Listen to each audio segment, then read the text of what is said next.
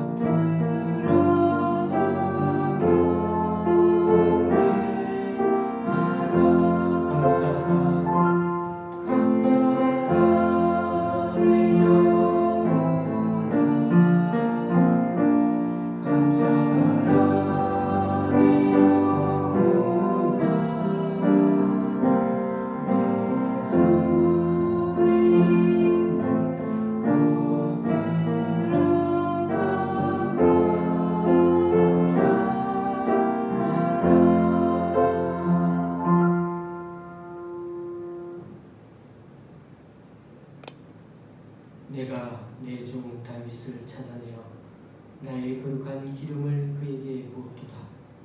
내 손이 그와 함께하여 경고하게 하고 내 팔이 그를 힘있게 하리로다. 내가 또 그의 손을 바다 위에 놓으며 오른손을 강들 위에 놓으리니 그가 내게 부르기를 주는 나의 아버지시오 나의 하나님이시오 나의 구원의 바위시라 하리로다. 다같이 사도신경으로 주님께 신앙 고백을 올려드리겠습니다. 전능하사 천지를 만드신 하나님 아버지를 내가 믿사오며 그 외아들 우리 주 예수 그리스도를 믿사오니 이는 성령으로 잉태하사 동정녀 마리아에게 나시고 본디오 빌라도에게 고난을 받으사 십자가에 못 박혀 죽으시고 장사한 지 사흘 만에 죽은 자 가운데서 다시 살아나시니 하늘에 올사 전능하신 하나님 우편에 앉아 계시다가 저리로서 산자와 죽은 자를 심판하러 오시리라. 성령을 믿사오며 거룩한 공예와 성도가 서로 교통하는 것과 죄를 사하여 주시는 것과 몸이 다시 사는 것과 영원히 사는 것을 믿사옵나이다. 아멘. 찬송 6장 하나님께 찬양 드리시겠습니다.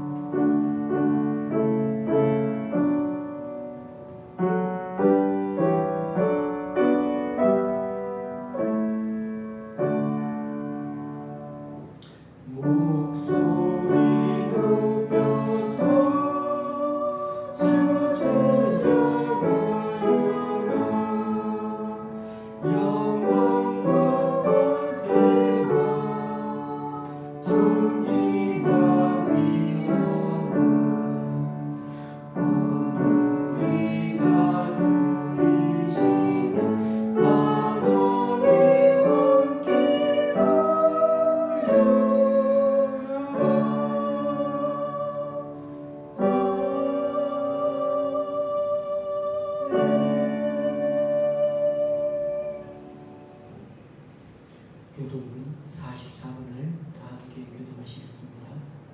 교도문 44번입니다.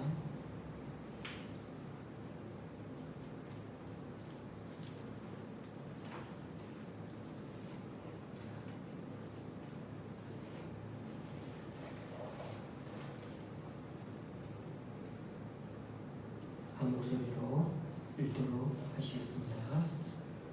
온 땅이여 여호와께 즐거운 찬송을 부를지어다. 기쁨으로 여호와를 섬기며 노래하면서 그의 앞에 나아갈지어다. 여호와가 우리 하나님이신 줄 너희는 알지어다. 그는 우리를 지으신 이요 우리는 그의 것이니 그의 백성이요 그의 기르시는 양이로다. 감사함으로 그의 문에 들어가며 찬송함으로 그의 궁정에 들어가서 그에게 감사하며 그의 이름을 송축할지어다. 여호와는 선하시니 그의 인자심이 영원하고 그의 성실하심이 대대에 이르리로다. 아멘. 찬송가 23절입니다.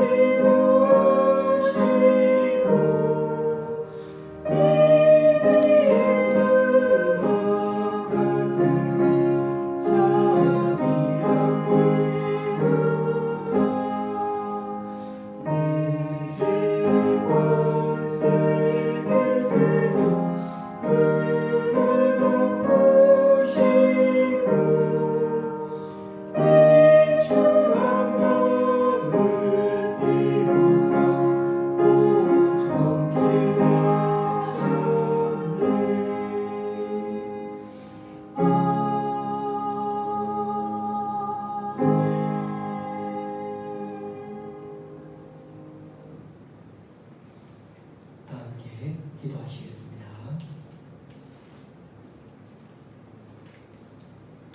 참 좋으신 우리 하나님, 오늘도 교회당이 아니라 각 처소에서 예배드리는 우리들의 이 현실을 불쌍히 여겨주시고 주님의 자녀들이 서로 얼굴을 맞대며 예배 드릴 수 있도록 은혜 베풀어 주시길 간구합니다.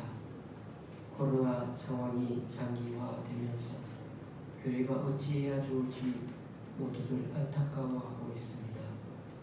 이제는 교회보다 우리들이 있는 이곳이 우리들의 삶의 주요한 예배처가 되어가고 있습니다. 비록 교회에 가지는 못해도 우리들 몸이, 우리들 삶이 주님을 예배하는 주님의 성전으로 쓰임받게 하옵소서. 우리로 하여금 이익보다는 올바름을 우선하게 하시고 우리 자신보다는 다른 사람들을 먼저 위할 수 있게 하여 주시고 육신의 일보다는 영의 일을 우선하게 하시고 현재의 쾌락을 향유하기보다는 고귀한 주님 나라와 의를 우선하게 하시고 다른 무엇보다도 주님을 우선적으로 삼고 살아가는 우리들 되게 하여 주옵소서.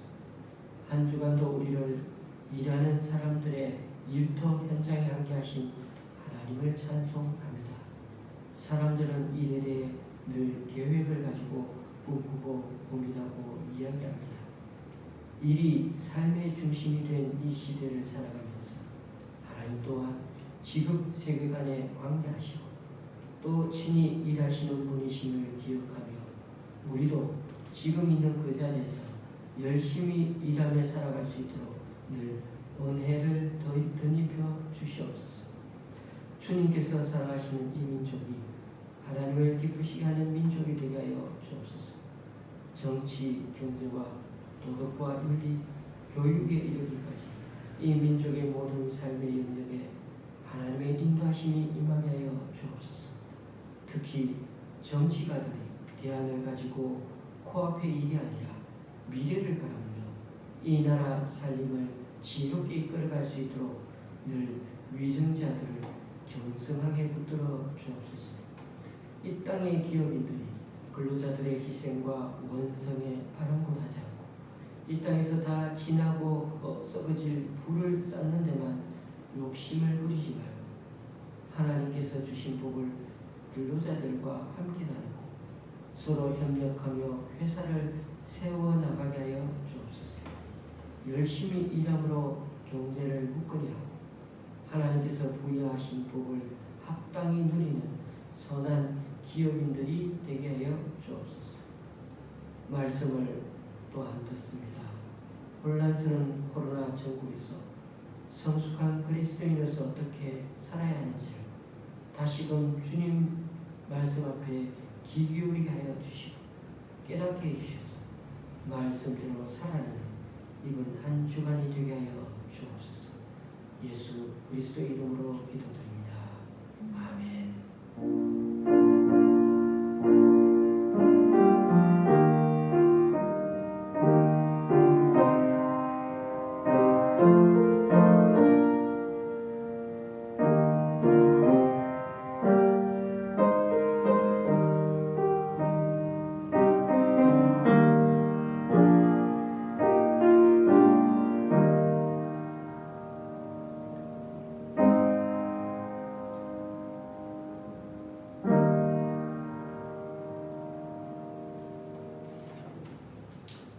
오늘 우리에게 주시는 하나님의 말씀은 야고보서 5장 7절에서 11절까지 말씀입니다. 야고보서 5장 7절에서 11절까지 말씀입니다. 제가 가지고 있는 신약 성경은 377쪽입니다. 야고보서 5장 7절에서 11절까지입니다.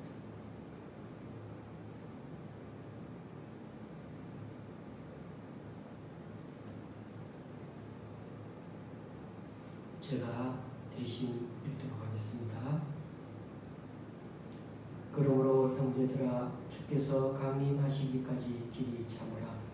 보라 농부가 땅에서 나는 귀한 열매를 바라고 길이 참아 이른 비와 늦은 비를 기다리나니 너희도 길이 참고 마음을 굳건하게 하라. 주의 강림이 가까우니라. 형제들아 서로 원망하지 말라.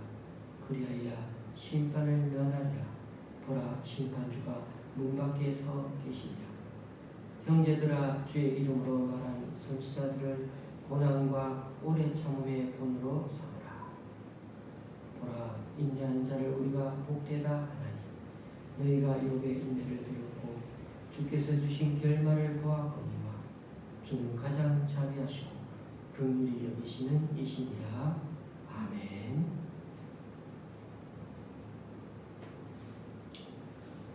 우리는 야고보서를 아주 단순하게 보아서 5가지 영적 성숙에 대한 가르침의 서신으로 그렇게 지금까지 살펴보았습니다. 그래서 1장에서는 시험에 관하여 인내를 갖고 잘 견디면 반드시 성숙의 열매를 맺게 될 거라고 했습니다. 2장에서는 이웃을 우리 자신의 몸 다루듯이 생각하며 다른 사람의 필요에 민감하게 배려하고 섬기는 사람이야말로 성숙한 사람이라고 했습니다. 그것도 한두 번이 아니라 사람들을 만날 때마다 그렇게 하려고 애를 쓰는 그 사람이 하나님 보시기에는 성숙한 사람이라고 했습니다. 3장에서는 말 실수가 없는 자, 즉 말을 가리사고 무엇보다 남을 배려하고 남을 세워주는 말을 하는 사람이야말로 진짜 그리스도인이라고 말씀하고 있습니다. 4장에서는 다른 사람과 분쟁을 일으키지 않고 트러블 메이커가 되는 것이 아니라 오히려 화목하게 하려고 애쓰는 사람, 피스 메이커가 되는 사람을 우리는 바로 성숙한 사람이라고 말씀하고 있습니다. 오늘 5장에서는 하나님의 사람은 무슨 일이 생기면 오래 참고 기도로 해결하려고 한다는 것입니다. 당시 야고보 장로가 편지를 쓰던 시대는 많은 핍박이 있었죠. 종교적으로는 유대인들에게서 예수를 믿는다고 핍박을 받았고요. 정치적으로는 로마 제국에 의해 박해를 받았죠. 거기다 당시 그리스도인들은 경제적인 어려움에도 많이 직면해 있었습니다. 사도 바울은 가난한 교회를 돕기 위하여 다른 지역의 교회들을 향해서 도움을 요청하기도 했던 걸 보면 알 수가 있습니다. 당시 초대 교회에 그런 상황 또한 그랬던 것 같습니다. 처음에는 예수님을 믿고 따르는 사람들이 열정적으로 막 그렇게 살아가지만 점점 빈곤 가운데 처해지고 또 계속되는 박해와 핍박으로 그렇게 사람들이 마음속에 막 솟구쳤던 기쁨과 희망이 점점 약해지는 것 같았습니다. 아무리 그리스도인들이라 해도 열정의 시간은 오래 지속되기가 어려울 수도 있습니다. 축제가 끝나면 당연히 반복되는 일상이 우리를 기다리고 있지 않습니까? 항상 결혼, 신혼 첫날 그 모습으로 살아가지는 않을 것입니다. 사람은 뜨거운 열정 속에서만 살아갈 수는 없는 것입니다. 우리의 일상은 특별할 것 없는 평범함의 연속이 더 많습니다. 교우님들, 이 평범한 생활 속에서 하나님을 열정적으로 계속 믿고 사는 게 가능하겠습니까? 다시 오시겠다 약속하셨던 주님은 계속 오시지 않는 것 같고 기독교인들에 대한 박해는 점점 심화되고 있는 상황에서 믿음을 지켜나간다는 것은 여간 어려운 일이 아니었습니다. 그래서 어떤 이들은 교회를 떠나갔고 교회에 남아있는 그 사람들조차도 십자가를 든든히 붙들지 못했습니다. 믿음의 고백은 있었지만 믿는 대로 살기 위한 치열한 노력은 예전보다 점점 줄어들어갔습니다.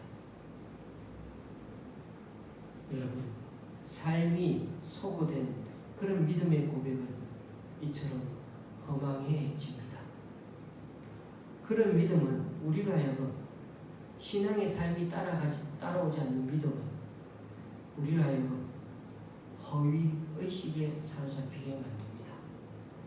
그러니까 진짜 신앙은 별로 남아있지 않고 진짜처럼 흉내내는 가짜 신앙의 모습, 껍데기 신앙으로 점점 살아가기가 쉽다는 것입니다. 우리의 중심 되신 예수 그리스도에게서 점점 멀어지면서 사람들은 서로를 원망하는 일도 잦아져 갑니다. 그러다 보니 교회 안에서 다양한 문제들이 발생하기 시작했습니다. 하나님을 등지고 세상과 벗하는 사람들도 점점 늘어났습니다. 교회를 유지하는 데 재정적으로 많이 기여한 사람들의 그 발언권이 자꾸만 높아가면서 가난한 사람들은 오히려 소외되기 시작했습니다. 차별과 업신여김이 성행하면서 사람들은 거침없이 서로에 대한 분노와 미움을 표현하곤 했습니다. 그렇습니다. 사람들이 모인 곳에는 말이 문제입니다. 몽둥이에 맞은 상처는 그래도 시간이 지나면은 조금씩 아물어가지만 혀로 맞은 상처는 시간이 지나가도 아물 줄을 모릅니다. 그래서 3장 말씀에서 혀는 불의의 세계라고 했습니다. 혀는 우리 몸의 한 지체이지만 온몸을 순식간에 더럽히고 또 인생의 수레바퀴에 불을 지르고 결국에는 그 혀까지도 지옥불에 타버리게 된다 했던 것입니다. 5장은 사실 1절에서 6절까지는 부자들과 관련된 교훈이라면 오늘 말씀은 가난한 자들에게 주시는 교훈이라고 볼 수 있습니다. 그러나 오늘날 우리들 삶의 정황에서 보면 이렇게 나누어서 부자들을 위한 교훈과 가난한 자들을 위한 교훈이라고 이렇게 나누어 살펴보기보다는 성숙한 그리스도인이 되기 위한 말씀으로 우리가 받아들여서 무슨 일이 생기면 오래 참고 기도로 회개하는 그 자세가 되어야 된다는 것을 한 번 더 그렇게 말씀드리고 싶은 것입니다. 오늘 말씀을 우리가 살아가고 있는 이 현재를 바라보며 그렇게 적용하면서 묵상해 보기를 원하는 것입니다. 이제 더위가 막 시작되어서 그런지 저희 집 정원에만 해도 매미 소리가 겁나도록 시끄럽게 울려댑니다. 가만히 매미 소리를 듣다 보면 이런 생각도 듭니다. 자기 시간이 얼마 남지 않았다는 사실을 알아서 저러는 걸까? 달포 정도만 지나면 그냥 한 달 정도? 예. 그 시간 동안 짝짓기를 하고 결국 세상을 떠나야 하는 그 수컷 매미의 절박함이 그 울음소리에 느껴지는 것 같습니다. 그런 걸 생각해보면 세월은 참 무상합니다. 이 세상에 영원한 것은 아무것도 없다는 게 참 허무하지 않습니까? 모든 게 지나가 버리고 맙니다. 심지어 우리를 지금도 괴롭히는 고난, 고통조차도 그러합니다. 물론 잊혀지지 않는 그런 고통도 있습니다. 그런 점에서 잊혀지지 않는 그런 고통을 잊으라 하는 것은 폭력이기도 합니다. 억울함은 풀릴 때에야 그 고통은 누그러지겠죠. 이번에 보니 어느 대학교에서 일하시던 분이 죽었습니다. 유족과 노조 쪽에서는 억울하다고, 대학교 측에서는 피해자 코스프레가 너무 심하다고 합니다. 사정을 들어보면 때로는 두 군데 모두 일리가 있는 듯 하기도 합니다. 이런 적대적인 상황이 오늘날 우리 사회에는 비일비재합니다. 저희 교우님이 다니는 장애우 사업도 보면은 노조에 가입한 젊은 직원들 때문에 운영자 측에서 많은 어려움을 호소하는 것을 보게 됩니다. 여러분, 어느 정도가 갑질이고 어느 정도가 피해자 코스프레일까요? 결국 사람 개개인의 마음이 문제요. 남을 배려하지 못하며 성숙하지 못해서 생기는 문제들 또한 많다는 것입니다. 전도석 기자는 세상 모든 것에는 때가 있다 말합니다. 심을 때가 있고 뽑을 때가 있습니다. 허물 때가 있고 세울 때가 있습니다. 울 때가 있고 웃을 때가 있습니다. 사랑할 때가 있고 미워할 때가 있습니다. 그러니까 그 때를 분별하는 게 지혜이고 철듭입니다. 철이 들기까지는 어떻다고요? 꽤 긴 시간이 필요한 것입니다. 그렇습니다. 세상에서 정말 아름다운 것들은 시간이 온전히 녹아들어 있는 것들입니다. 어느 정도 시간이 지나가야 한다는 것이죠. 벼도 익어가려면 이 뜨거운 여름이 반드시 지나가야 합니다. 하지만 우리는 너무나 가속화된 시간 속에서 살고 있지 않나요? 스마트폰이 보급된 이후의 이 삶을 보면 KTX 기차만 봐도 그 기차를 타는 것 얼마나 빠릅니까? 그런데 우리는 KTX 기차를 타고 서울에서 대구까지 2시간에 가는데, 그런데 이 KTX를 탄 것보다 우리는 더 빨리, 마음의 태도는 더 빨리 달리고 있는 것 같습니다. 그래서 다들 조급함이 늘어났습니다. 예전에는 버스가 기차 타려면 최소한 1시간 전에 버스든 기차든 타려고 하려면 최소한 1시간 전에 가 있어야 했습니다.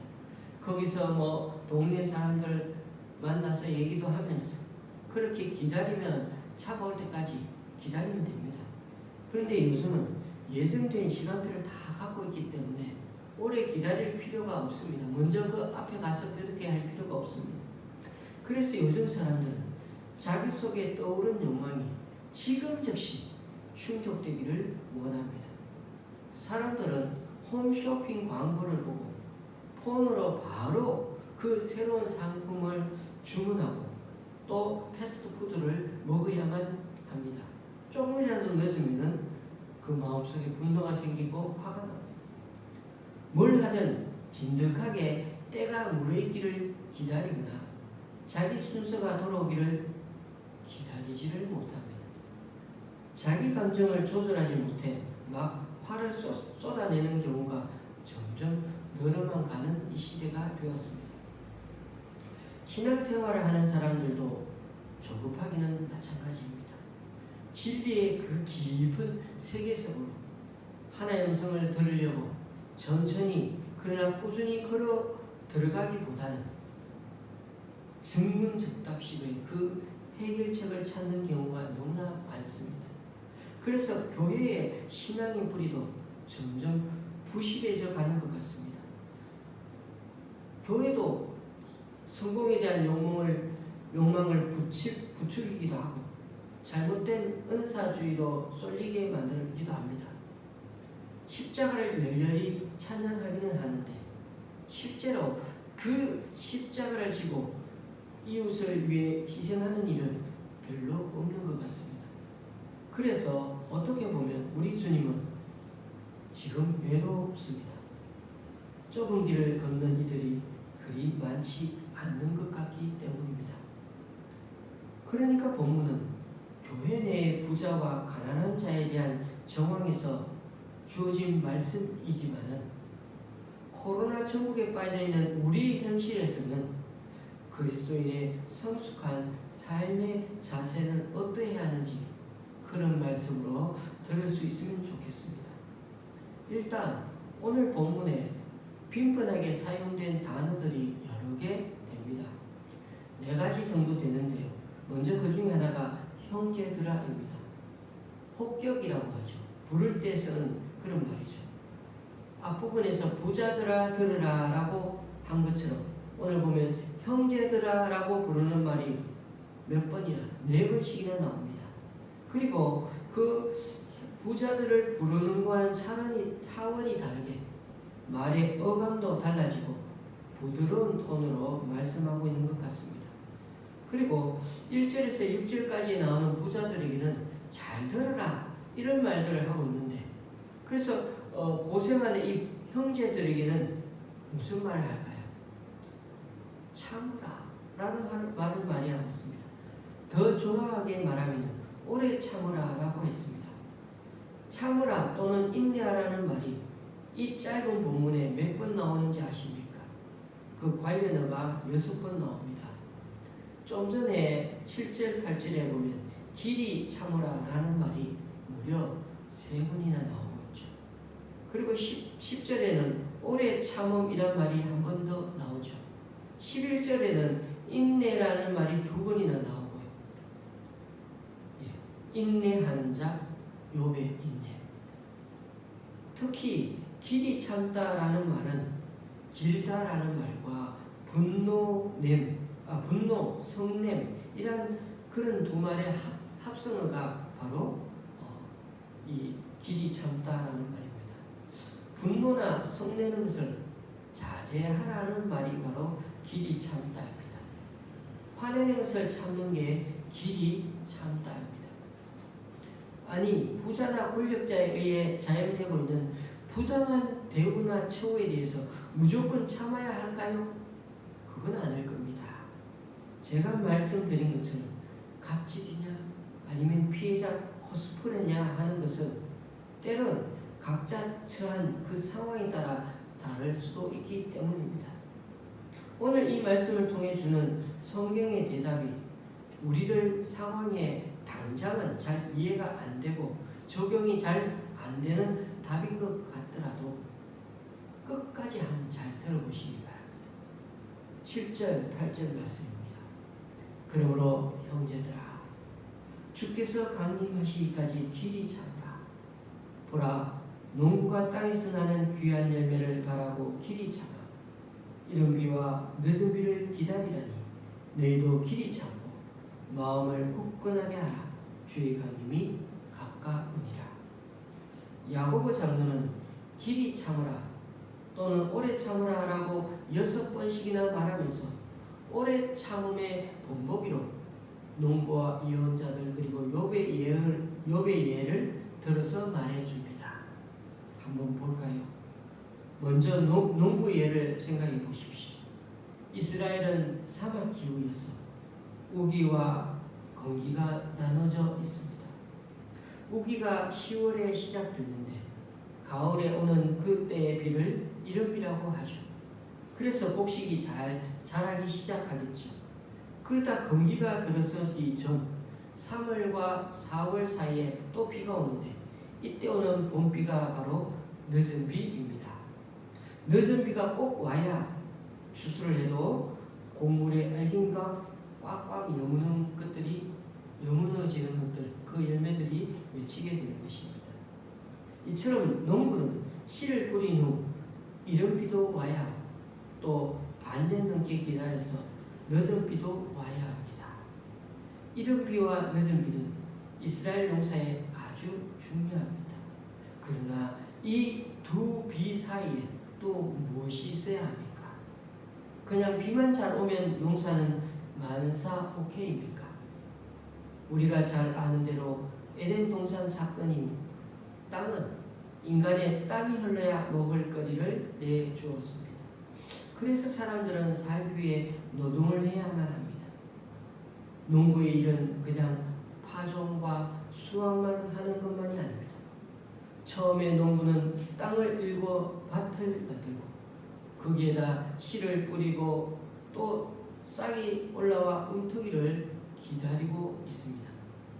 그리고는 곡식이나 후성귀가 잘 자라도록 주변에 다른 그런 잡풀들도 다 뽑아줘야 하고 가물면 물도 대줘야 합니다. 병충해를 방지하기 위해 여러 다양한 노력도 기울입니다. 요즘 같으면 농약도 제때에 맞춰 잘 뿌려줘야 합니다. 그렇습니다. 비가 오는 사이에도 농부의 열심도 필요하고 또 기다리는 마음도 필요합니다. 농부는 그저 오래 참기만 하는 게 아니고 열심을 내어 땀을 흘려 경작해야 하고 또 오래 참고 기다리는 성품도 그 사이에 점점 자라게 되고 성숙하게 되는 것입니다. 그런데요, 이렇게 노력하는데도 때로는 애써 가꾼 것이 폭우에 확 떠내려가기도 하고 햇볕에 타 죽기도 합니다. 밭에서 수확물이 다 자라서 무르익어 가고 있는데 마지막에 느닷없이 산짐승들이 들이닥쳐 온통 밭을 헤집고 가는 바람에 하루아침에 농산물을 다 망치는 경우도 있기 때문에 이런 예기치 않은 돌발 상황까지도 농부는 준비하고 있어야 합니다. 그런데 이런 일들이 다 인간의 노력으로 다 될까요? 야고보 장로는 농부가 이른 비와 늦은 비를 아주 오랫동안 참고 기다리는 이유가 바로 땅에서 나올 열매, 수확물 때문인 것처럼 우리도 오랫동안 기다려야 하는 이유가 바로 여기에 있다고 말합니다. 그런 점에서 농부는 인내의 좋은 본목입니다. 그리고 그 농부의 모든 인내의 결실을 맺게 하는 분이야말로 하나님이신 겁니다. 예언자들 역시 파종하는 사람들입니다. 그들은 아무도 귀 기울여 듣지 않는 하나님의 말씀을 매번 전해야 합니다. 밭에 씨를 뿌리는 것과 똑같습니다. 하나님의 말씀을 받은 자로 산다는 것은 그만큼 고단한 일입니다. 그래서 당시 예언자들의 운명은 다들 평탄치 않았습니다. 사람들이 듣기 싫어하는 말을 주로 하니까 그들은 늘 다른 사람들에게 배척받고 살았습니다. 그래서 예레미야 선지자는 오히려 하나님께 이렇게 투덜거렸습니다. 내가 말할 때마다 외치며 파멸과 멸망을 선포하므로 여호와의 말씀으로 말미암아 내가 종일토록 치욕과 모욕거리가 됨이니이다. 예레미야 20장 8절 말씀입니다. 얼마나 미움을 받았으면 예레미야의 고향 마을 사람들조차도 예레미야를 제거하기 위해 음모를 꾸몄습니다. 그건 예레미야만의 운명은 아니었습니다. 모든 참 예언자들은 그런 어려움을 겪으며 살았습니다. 마르티르라는 말은 그리스어로 순교자를 뜻하는 말입니다. 그런데 이 말의 의미는 두 가지가 다 포함되어 있습니다. 하나는 법정에서 자신이 선택한 말이나 행동이 진리임을 증언하다라는 뜻이고, 다른 하나는 순간 원칙을 위해 목숨을 바치다, 즉 순교하다라는 말이 있는 것입니다. 그러니까 증언하다와 순교하다는 말이 한 어원의 한 단어로 그렇게 사용된 것이 마르티르라는 것입니다. 예언자들은 그런 의미에서 목숨을 걸고 주님의 말씀을 증언한 사람들이었던 것입니다. 야고보는 진리를 위하여 시련을 겪는 것을 이상한 일로 여기지 말라면서 예언자들을 본보기로 삼으라고 이릅니다. 야고보 장로는 당시에 아주 각박한 현실에서 힘들어하는 그 공동체 형제들을 격려하면서 주님의 재림이 곧 얼마 남지 않았다는 말을 여러 번 강조하지 않았습니까? 7절 형제들아 주께서 강림하시기까지 길이 참으라. 8절 주의 강림이 가까우니라. 9절 보라 심판주가 문 밖에 서 계시니라. 당시 유대 그리스도인들 중에는 하나님께 받은 메시지를 전하다가 큰 고난을 당하거나 참혹하게 죽은 사람들도 많았습니다. 그러하기에 그들에게는 고난 중에도 하나님의 함께 하신다는 이 사실이 정말 중요했습니다. 하나님께서는 당신이 부르신 사람들을 때로는 고난에서부터 벗어나게 하지 않으시고 그 고난 속에 있게 하시지만은 그래도 하나님은 당신의 사람들을 보호하고 지켜주고 계셨습니다. 이것은 매우 중요한 부분입니다. 그렇습니다. 고난이 길어지고 절박한 현실이 턱 밑까지 차올 때 우리의 반응이 원망과 투정, 불평이 터져나오기 쉽습니다. 그래서 우리가 더 이상 오래 참는 것은 불가능하다고 믿게 되고 또 그렇게 말하고 싶은 유혹을 많이 받게 될 때 그때 하나님께서는 우리에게 당신께서 허락하신 이 시즌을 인내하며 오래 참은 사람들을 오늘 말씀처럼 생각하게 하십니다. 그래서 인내하는 자를 성경은 복되다고 말씀하고 있는 것입니다. 여기서 복되다는 하나님께 인정받는 것을 말합니다. 그러므로 인내하는 자가 있다면 그는 하나님께 인정받은 자라는 것입니다.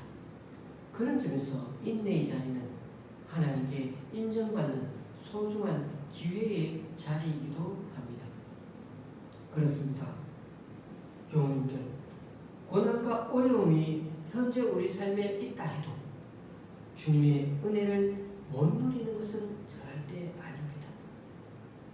주님은 복되다고 하셨습니다. 오히려 하나님의 은총을 더 크게 덧입을 가능성이 훨씬 더 높을 수 있는 것이 바로 지금 인내하고 있는 이 자리인 것입니다. 욥 또한 참고 견딤의 본보기입니다. 단란하고 행복했던 그의 삶은 어느 한순간 다 무너져버리고 말았습니다. 재산과 자식과 명예까지 다 잃어버렸습니다. 고난의 시간이 길어지면서 그는 삶의 의미조차 잃어버려 갔습니다. 차라리 죽어 그 모든 시름을 잊으면 참 좋겠지만 죽음조차 그에게는 허용되지 않았습니다. 친구들은 그가 겪는 고난이 그가 저지른 죄의 결과라고 다그치지만 그는 그 사실을 인정할 수가 없었습니다. 그는 하나님께 끝없이 묻고 물었습니다. 이런 고난을 허락하신 까닭이 무엇이냐고 말입니다. 하지만 하늘에서는 아무런 대답도 들려오지 않습니다. 그러나 그는 나중에야 이 세상에는 이해할 수 없는 신비가 참 많다는 사실을 인정하지 않을 수 없게 되었습니다. 욥에게 묵묵부답이시던 하나님은 나중에 욥에게 나타나셨지만 욥이 당하는 고난에 대해 속 시원하게 설명해 주시지는 않으셨습니다. 오히려 욥에게 계속 끝도 없이 질문만 던지셨습니다. 하나님께서는 자신이 만드신 이 온 우주 만물에 대해서 장장 70개가 넘는 질문을 욥에게 던졌지만 욥은 그 질문에 단 하나도 대답할 수가 없었습니다. 하나님께서는 고난의 의미에 대해서 묻는 욥의 질문에 직접적으로 대답해 주시지는 않고 오히려 이 많은 질문을 던져주심으로 오히려 그 대답으로 대신한 이유는 무엇이겠습니까? 그렇습니다. 우리가 자연을 통해 늘 봐오던 것들이 그저 그냥 일어난 것들이 아니라 다 하나님의 초월적인 주권과 지혜로 지금까지 지속되어 왔음을 보여주신 것이었습니다. 봐라! 그러면서 하나님과 변론하려는 그 인간의 생각이, 인간의 지식이 얼마나 무지하고 허무한 것인지를 철저히 저 밑바닥에서부터 일깨워 주셨던 것입니다. 교우님들, 욥은 하나님의 그 많은 질문에 하나도 대답하지는 못했지만 그러나 그는 그렇게 목며 부르고 찾았던 그 하나님을 대면할 수가 있었습니다. 이것이야말로 하나님께서 욥에게 은혜를 베푸셨다는 표시가 아니고 증거가 아니고 뭐겠습니까? 그리고 나서 욥은 다시금 힘을 회복할 수가 있게 되었습니다. 욥은 이 하나님과의 대화를 통해 무엇을 깨닫게 되었습니까? 하나님께서 이 세상 만물에 대해 이토록 세밀한 관심과 계획을 가지고 계신다면 지금 우리가 인생에 겪고 있는 인생에 대해서도 하나님의 놀랍고 선한 계획을 가지고 계시지 않겠는가? 그건 너무나도 당연한 떠오르는 대답이었던 것입니다. 그렇습니다. 인간은 단지 하나님께서 하시는 일에 대해서 그저 신뢰하고 따를 수밖에 없을 뿐이지 그 하나님의 경륜과 계획을 다 이해할 수는 없는 것입니다. 인간이 하나님을 경배하는 것은 하나님의 길을 알 수 있기 때문이 아니라 하나님의 신실하심을 믿고 신뢰하기 때문인 것입니다. 그러므로 우리가 욥에게서 배우는 욥의 인내는 무엇입니까? 신앙의 인내는 결코 이해의 결과가 아니라는 것입니다. 우리가 하나님의 뜻을 완전하게 잘 이해해서 참고 이해하는 것이 아니라는 것입니다. 욥은 하나님께서 자신이 어떻게 해서 고난을 받는다고 단 한 번도 들은 적이 없었습니다. 때로 우리들에게 찾아오는 고통의 일부분은 전혀 아무 설명도 없이 그저 견뎌야 하는 게 우리들의 삶의 일부이기도 한 것입니다. 즉각적인 해결책과 결과만을 보여줘야 살아남을 수 있는 이 시대에 욥의 인내를 통해 하나님이 우리에게 달아주시는 결과는 무엇입니까? 하나님의 선하신 계획과 우리들의 뜻 사이에는 얼마나 큰 갭이 있는지 모릅니다. 우리는 하나님의 뜻과 우선순위, 더 나아가 하나님의 때가 우리의 것과는 다르다는 것을 알게 된다 해도 좀 더 하나님 편으로 우리가 생각하기보다는 우리에게 하나님의 뜻이 맞춰져서 응답해달라고 하나님께 요구하고 있지는 않습니까? 그렇기 때문에 신앙의 인내는 욥에서 보는 바처럼 결코 즉각적으로 우리 안에 형성되지 않습니다. 교우님들, 주님께서 행하시는 일에는 지름길이 없습니다.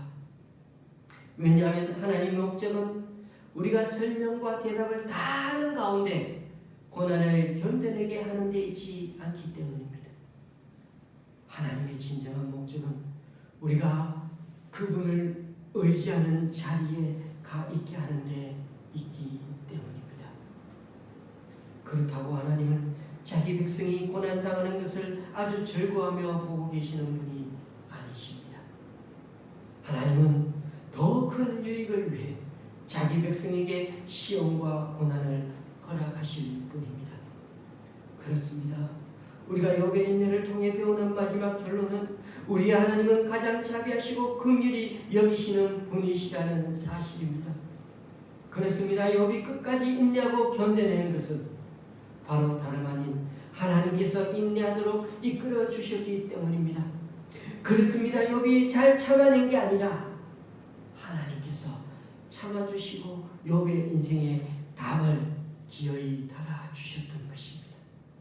그래서 예레미야 선지자는 나라가 완전히 망하여 아무런 소망이 없는 그 현실 가운데서도 불구하고 이렇게 노래하고 있습니다.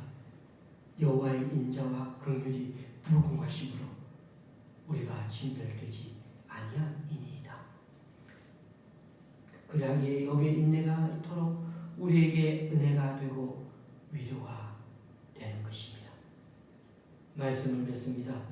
우리는 야고보서 말씀을 통해 5가지의 신앙 성숙의 표지에 대해 생각해 보았습니다.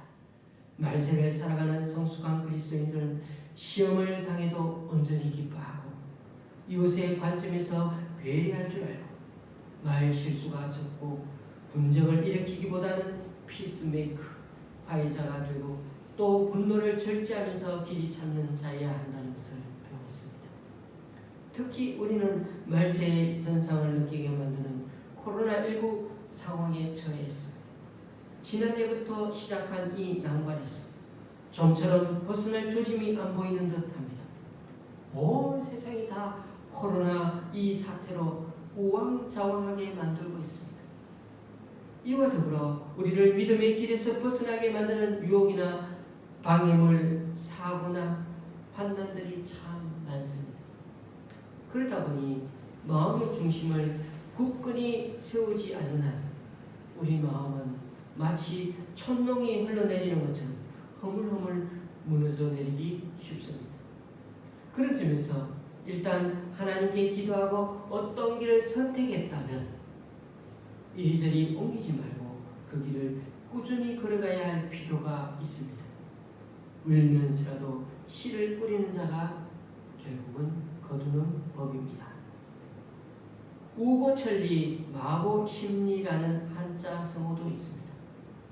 소의 걸음은 천리를 가는데 말의 걸음은 심리밖에 못 간다, 그런 뜻입니다. 좀 반대 같지 않습니까? 걸음은 느려도 우직하게 가는 소는 결국엔 그래도 천리를 가는데 발빠른 말은 너무 어욕이 앞선 나머지 나중에는 심리도 못 가게 된다는 것입니다. 소의 걸음은 너무 늦지만 그래도 진흙에 발이 빠지는 한이 있더라도 앞만 바라보고 나아가니까 꾸준히 계속 걸으면 된다는 것입니다. 그러니까 무엇보다 용기를 가지고 인내하며 바르게 노력하는 자세가 중요하다는 뜻입니다. 오늘 우리는 농부와 선지자들 욥의 인내를 배웠습니다. 하나님은 농부의 인내를 배반하지 않으시고 선지자들의 고난도 외면하지 않으셨습니다. 심지어 아무런 이유도 없이 인생 내내 큰 환난 속에 있었던 욥이었지만 또 하나님에게서 아무 응답도 듣지 못했지만 그래도 하나님은 그의 부르짖음을 단 한 번도 단 하나도 놓치지 않고 다 듣고 계셨던 것입니다. 교우님들, 지금 우리의 삶이 너무 평범한 것 같다 생각하는 분이 계십니까? 그렇다면 아주 사소한 일에 우리 주변의 사람들을 불러 함께 축하해보며 한번 축제의 날로 만들어 보시기 바랍니다.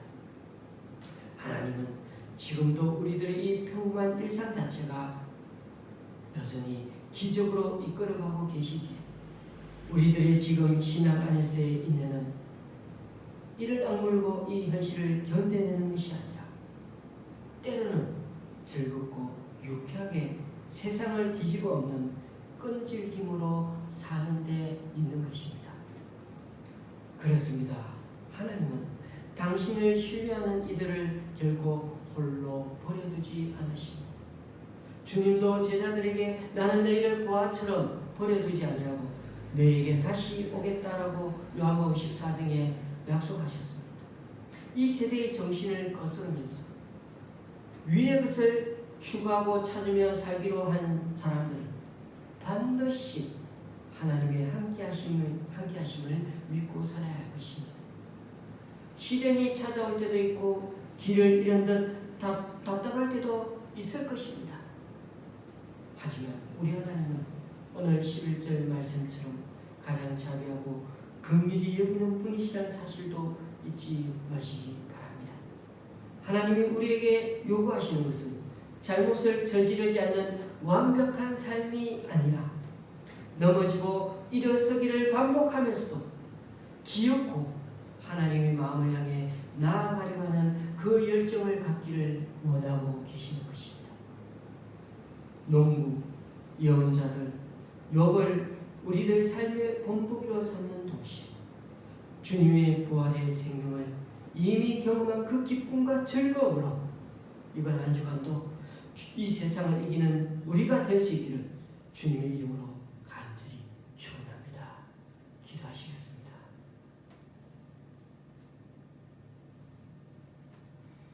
주님, 우리의 영적 부족함을 깊이 되돌아보며 주님 말씀 앞에 이 시간 다시 엎드립니다. 우리 눈엔 그렇게 편리하고 그렇게 좋은 도심 속의 생활들이 이기심에 사로잡혀 있으니까 점점 사치와 방종으로 우리의 마음이 옮겨지고 기울어지고 좀 더 편해지기를 원하면서 우리도 모르게 신앙의 마음에 녹이 슬고 있음을 보게 됩니다. 그러다 보니 어느새 우리의 삶에 진정한 믿음의 고백은 소거되고 사라진 채로 헛급되기 신앙만 자리 잡은 우리 자신임을 또한 보게 됩니다. 예배도 드리고 성경도 보고 기도도 하는데 우리의 중심 대신 예수 그리스도에게서는 점점 멀어지고 진짜 신앙은 별로 없고 진짜처럼 흉내내는 가짜 신앙의 모습으로 살아가는 우리의 모습은 아닌지요. 그러다 보니 초대교회 안에서도 다양한 문제들이 발생하고 하나님을 등지며 세상과 짝하며 사는 사람들이 점점 늘어나기도 하는 오늘날 교회의 현실처럼 보입니다. 그러므로 주님께서 때로 고난과 시험을 허락하실 때도 있음을 알고 표도 익어가려면 뜨거운 이 여름이 지나가야 하기에 우리들 신앙에도 철이 들기까지는 꽤 긴 시간이 필요함을 이 시간 알게 하여 주시옵소서. 농부가 비 오기만 기다리며 오래 참는 게 아니라 그 사이 땀 흘려 경작하는 동안 오래 참고 기다리는 성품도 자라게 되는 것임을 알게 됩니다. 이처럼 농부의 애써 기다리고 오래 참음이 그의 노고의 결과가 아니라 하나님이 맺게 해주시는 은총의 결과인 것 또한 잊지 않는 우리 되게 하여 주옵소서. 또한 예언자들처럼 하나님의 메시지를 증언하다가 목숨까지 잃어야 할 정도로 고난을 당하지만 그 고난과 어려움 때문에 현재 주님의 은혜를 못 누리는 것은 아니라는 사실, 여전히 하나님은 그 인내하는 자들을 향해 복되다 말씀하시기에 오히려 하나님의 은총이 훨씬 더 크게 임하고 있음을 알고 우리 또한 주눅들지 않고 용기 있게 주님을 따라가는 우리들 삶이 되게 하여 주옵소서. 끝도 없는 추락과 신앙까지 밑바닥을 치받던 이런 고난을 허락하신 까닭이 무엇이냐고 한없이 물어도 하늘에서는 묵묵부답, 그러다 그가 경험한 하나님의 응답은 욥의 질문에 대한 직접적인 대답이 아니라 오히려 이 세상에서는 이해할 수 없는 신비가 참 많다는 사실만을 깨닫게 됩니다.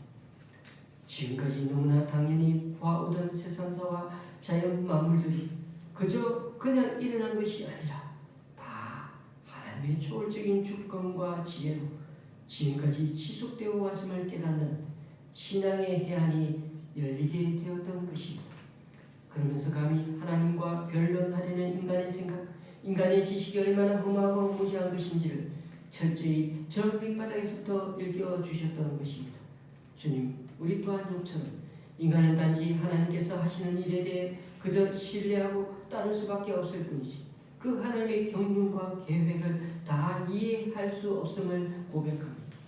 인간이 하나님을 경배하는 것은 하나님의 길을 알 수 있기 때문이 아니라 하나님의 신실하심을 믿고 신뢰하기 때문임을 잊지 않는 우리 되게 하여 주옵소서. 그러므로 하나님, 욥처럼 하나님께서 자신이 어떻게 해서 고난을 받는다고 단 한 번도 직접적인 이유를 듣지 못한다 해도 때로 우리들에게 찾아오는 고통의 일부분은 전혀 아무 설명 없이 그저 견뎌야 하는 게 우리들의 삶의 일부분이요, 또 하나님이 성숙하게 만들어가는 손길임을 인정하는 우리들이 되게 하여 주옵소서.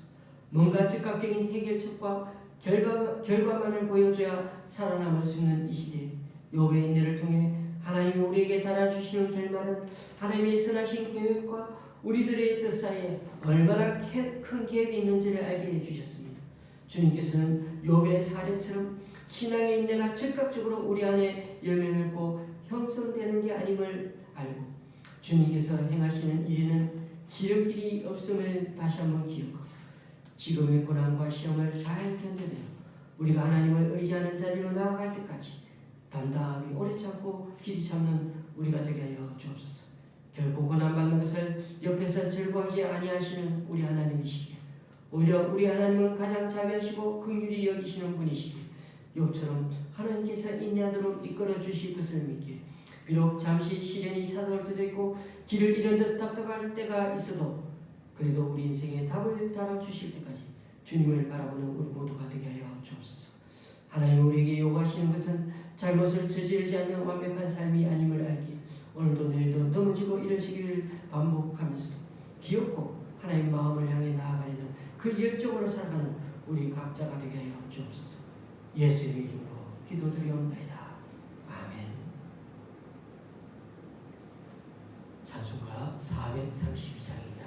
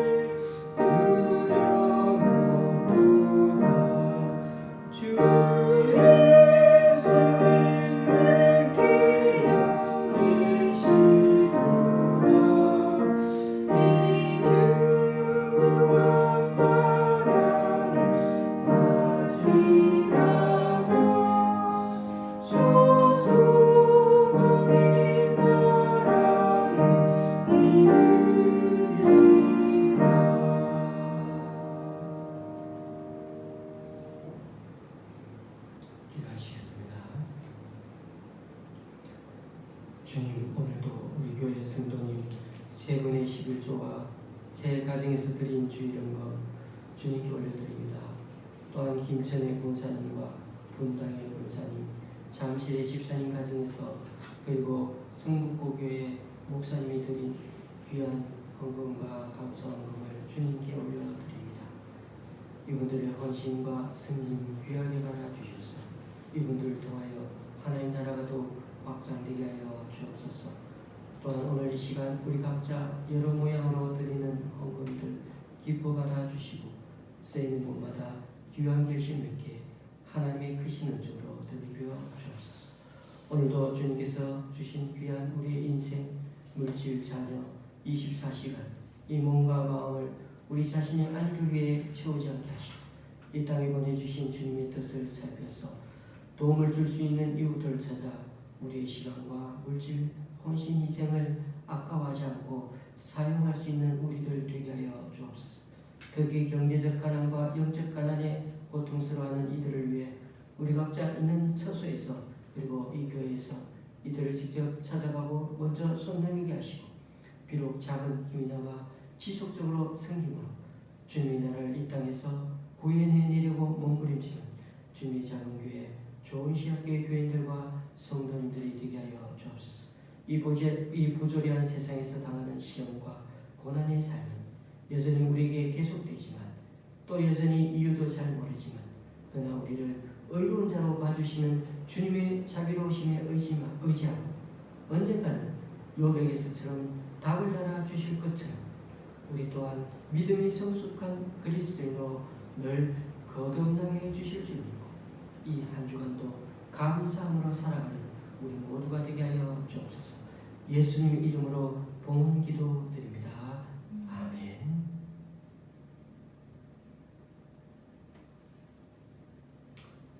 한 주간 또 잘 지내셨습니까? 이제는 무사히 잘 지내셨습니까? 그렇게 또 인사를 드려야 할 것 같습니다.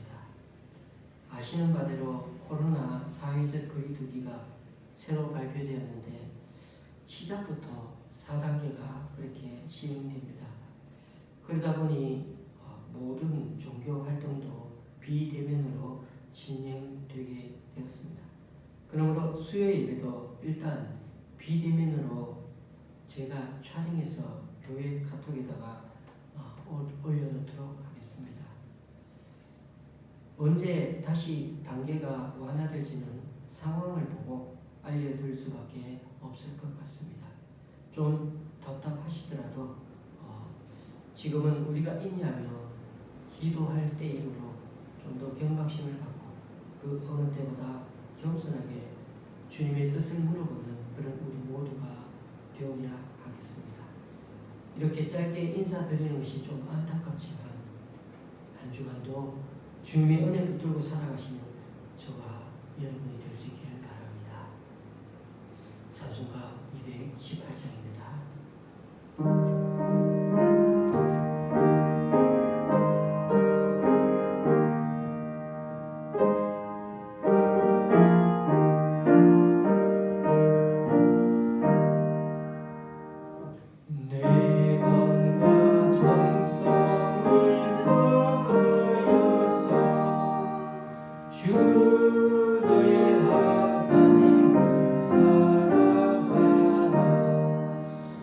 내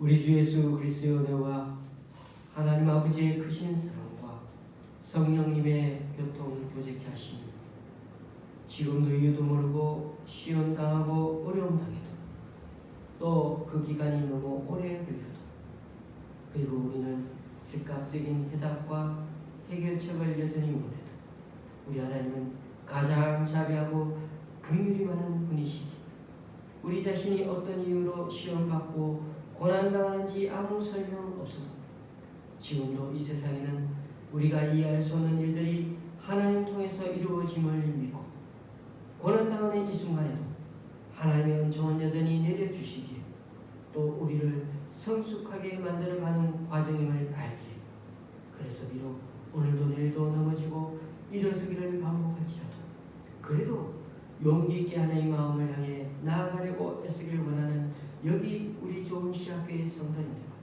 그리고 이 시간 온라인 예배로 함께하는 분들 위해 이제부터 영원하게 하시기를 간절히 축원하옵나이다.